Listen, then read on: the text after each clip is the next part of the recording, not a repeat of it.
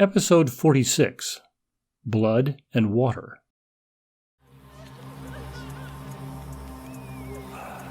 Then the Jewish authorities asked Pilate to allow them to break the legs of the men who had been crucified and to take the bodies down from the crosses.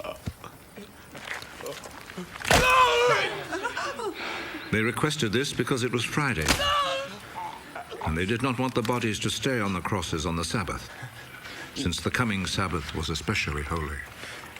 So the soldiers went and broke the legs of the first man, and then of the other man who had been crucified with Jesus.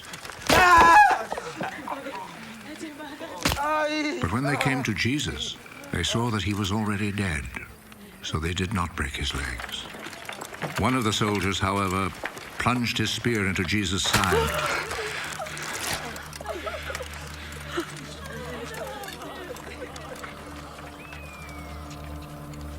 And at once, blood and water poured out.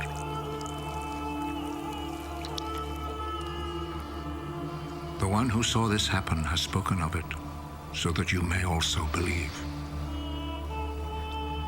What he said is true, and he knows that he speaks the truth. This was done to make the scripture come true. Not one of his bones will be broken.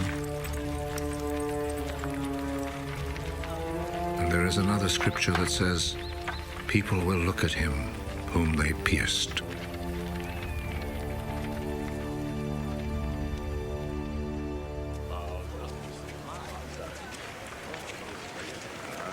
After this, Joseph, who was from the town of Arimathea, asked Pilate if he could take Jesus' body. Joseph was a follower of Jesus, but in secret because he was afraid of the Jewish authorities. Pilate told him he could have the body, so Joseph went and took it away.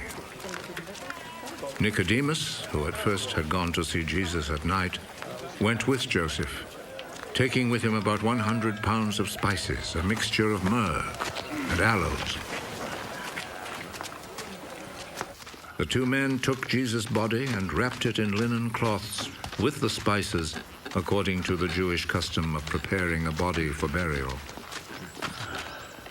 There was a garden in the place where Jesus had been put to death, and in it there was a new tomb where no one had ever been buried. Since it was the day before the Sabbath, and because the tomb was close by, they placed Jesus' body there. How does the brutality of the crucifixion affect me? How did the prophesied facts about Jesus' death come true? If I were there with Joseph and Nicodemus, what would be going through my mind? What do I want to pray and say to Jesus?